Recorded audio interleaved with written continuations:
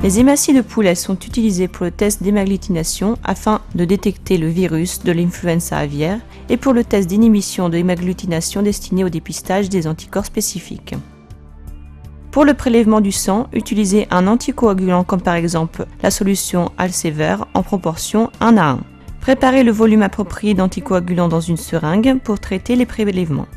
Notez que l'acide dextrose de citrate peut être utilisé en proportion 1 à 3. Les poulets utilisés pour le prélèvement du sang doivent être exempts de pathogènes, sans anticorps spécifiques contre l'influenza aviaire et élevés séparément des poulets destinés à d'autres finalités. Le prélèvement doit être effectué sur plusieurs poulets. Rassemblez ensuite le sang récolté. Pour effectuer le test d'hémagglutination et le test d'inhibition de l'hémagglutination, il est nécessaire de préparer une suspension d'hématie à 1%. Premièrement, préparez 0,05% d'albumine de sérum bovin dans du PBS. L'albumine de sérum bovin permet la nutrition des cellules et prolonge la vie des érythrocytes en suspension. À l'aide d'une éprouvette graduée, mesurez le volume nécessaire en fonction de la quantité finale de suspension de globules rouges voulue.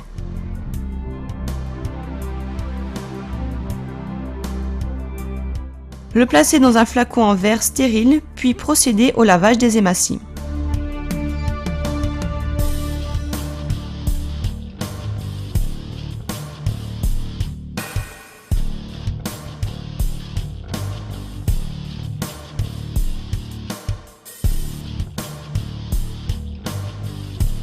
Retirez l'aiguille de la seringue et déposez le contenu dans un flacon adapté à la centrifugeuse. Attention à manier le sang avec précaution afin d'éviter l'hémolyse. Procédez ensuite à la centrifugation du sang en suspension à une vitesse comprise entre 1500 et 2000 G pendant 10 minutes. Jetez alors le surnageant.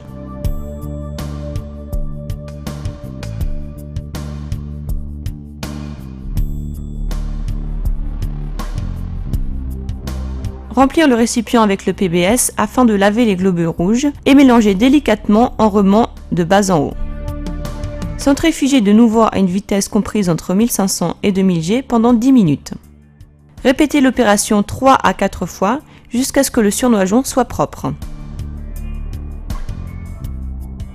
Après le dernier lavage, retirez le surnageant à l'aide d'une pipette graduée en prêtant attention à ne pas toucher le culot contenant les globules rouges.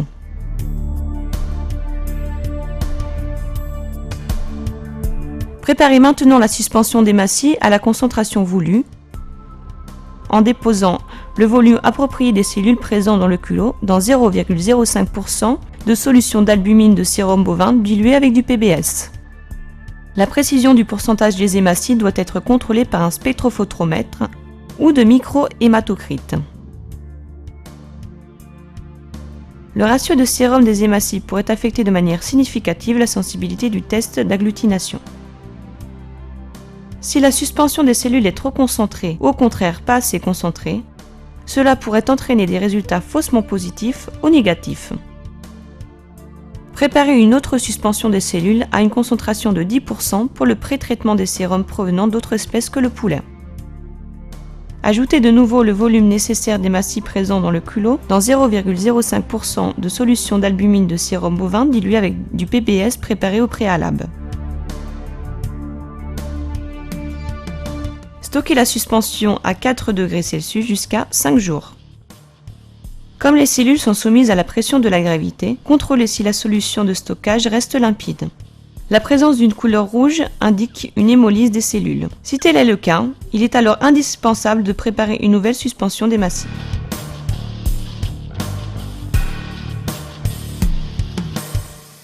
L'Organisation mondiale de la santé animale recommande le test d'inhibition de l'hémagglutination comme le test standard de sérotypage de l'influenza aviaire. Effectuez le test d'hémagglutination et le test d'inhibition d'hémagglutination dans une microplaque de 96 puits à fond en V de matière plastique. Les réactifs nécessaires pour les tests sont l'antigène de référence, le sérum, du tampon PBS, isotonique de pH compris entre 7 et 7,4, du PBS avec albumine et une suspension d'érythrocytes à 1%. Les antigènes lyophilisés et le sérum doivent être stockés à moins 20 degrés Celsius. Une fois que les antigènes ont été reconstitués, les stocker à moins 80 degrés Celsius.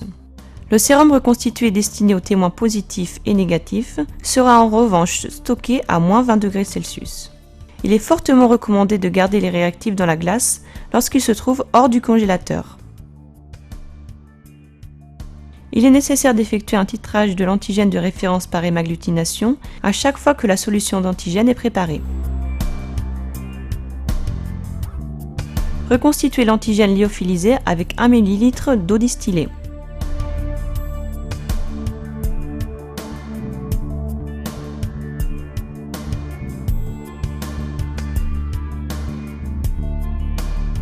Écrire sur la microplaque le sous-type d'antigène utilisé. Distribuez 25 microlitres de PBS dans chaque puits de la première rangée pour le titrage de l'antigène et dans la deuxième rangée pour le témoin positif des hématies.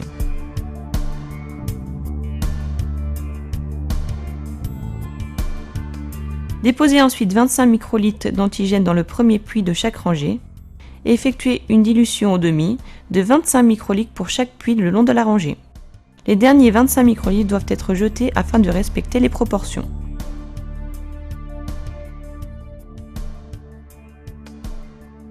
Ajoutez 25 microlitres de PBS dans chaque puits.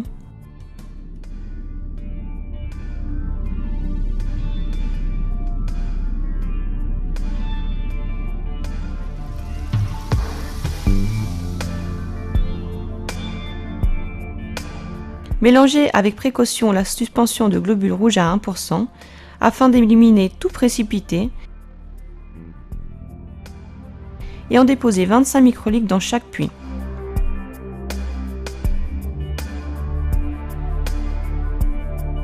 Mélangez la solution en tapotant doucement la plaque.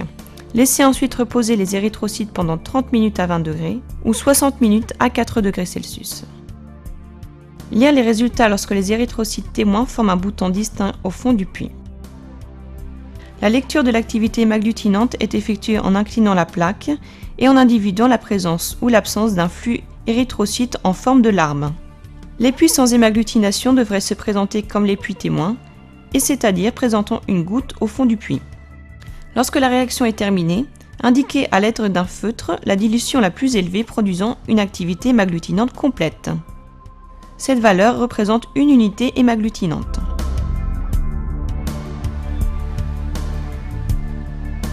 Inscrire les informations concernant la solution sur le tube avec un feutre indélébile. Pour effectuer le test d'inhibition de l'hémagglutination, une solution d'antigène de 4 unités hémagglutinantes est requise afin de standardiser tous les résultats.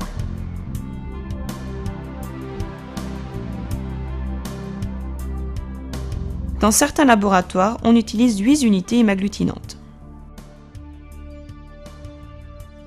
Afin de préparer une solution d'antigène à 4 unités hémagglutinantes, calculez d'abord la quantité totale de la solution d'antigène requise pour tester tous les sérums en examen. Calculez le titre contenant 4 unités hémagglutinantes en divisant le titre de l'antigène par 4.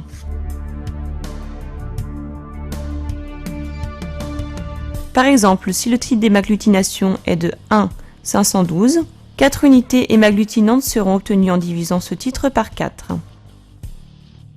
Et donc il sera nécessaire d'effectuer une dilution de 1 à 128 afin de préparer la solution antigénique destinée au test d'inhibition de l'hémagglutination. Préparer la solution antigénique selon les calculs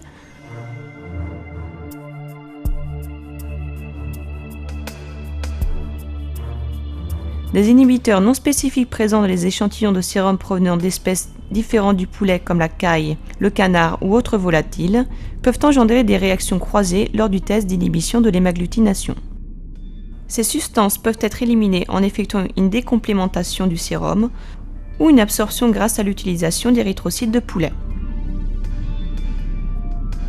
Mettre le sérum au bain-marie à 56 degrés Celsius pendant 30 minutes avant le pré-traitement avec la suspension d'hématies à 10%.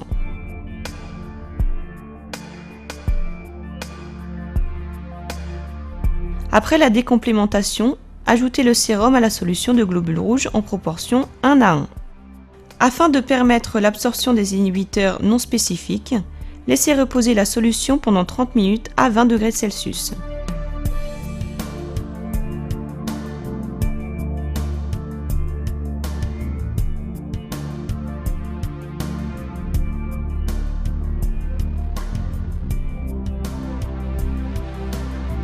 De temps en temps, ajoutez doucement le tube afin de faciliter le contact de tous les inhibiteurs avec les hématies.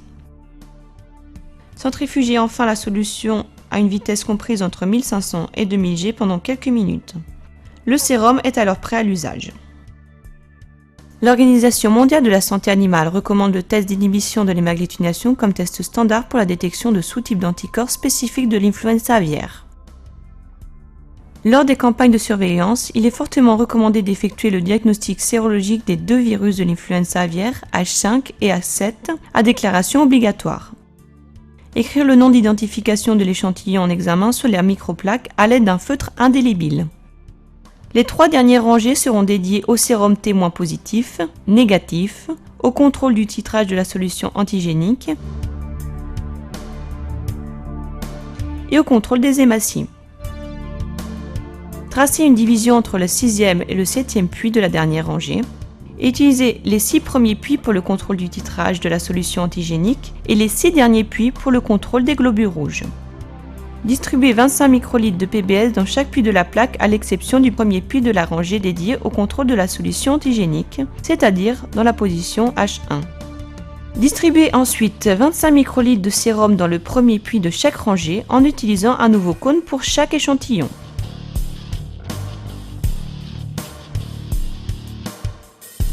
Après avoir ajouté les échantillons de sérum, distribuez 25 microlitres de sérum témoin positif et 25 microlitres de sérum témoin négatif dans les 2 rangées correspondantes. Il est vivement conseillé d'introduire un sérum témoin pour chaque lot d'échantillons en examen. Utilisez une micropipette multicanaux pour effectuer la dilution au demi dans les rangées de A à G et jetez les derniers 25 microlitres.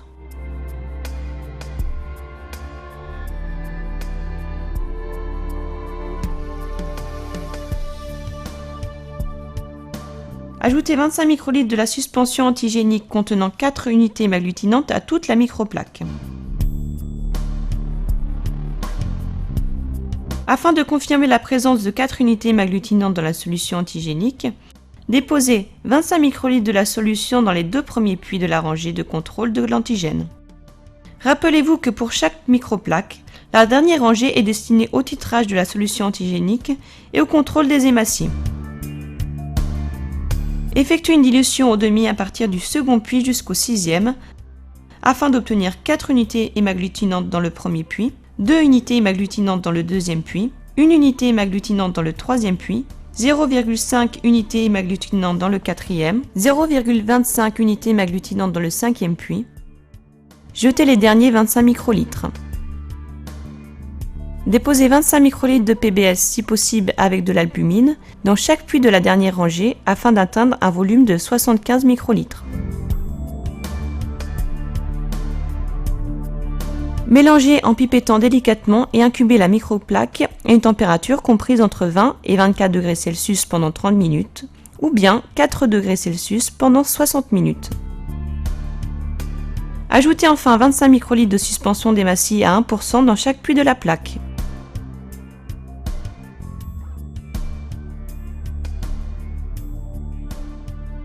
Mélangez de nouveau en tapotant délicatement la microplaque et incubez-la une deuxième fois à une température comprise entre 20 et 24 degrés Celsius pendant 30 minutes ou bien à 4 degrés Celsius pendant 60 minutes.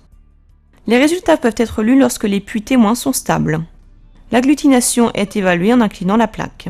Seuls les puits dans lesquels les érythrocytes s'écoulent au même rythme que les puits témoins doivent être considérés comme présentant une inhibition. Le titre d'inhibition de l'hémagglutination correspond à la plus haute dilution de sérum entraînant une inhibition complète d'hémagglutination. Le test est valide lorsque le titre du sérum témoin négatif est égal ou supérieur à 1/8 contre une solution d'antigène de 4 unités hémagglutinantes et le titre du sérum témoin positif ne doit pas s'écarter de plus d'une dilution du titre connu. Le contrôle du titrage de l'antigène devrait montrer une hémagglutination complète dans les 3 premiers puits contenant 4, 2 et 1 unité hémagglutinante.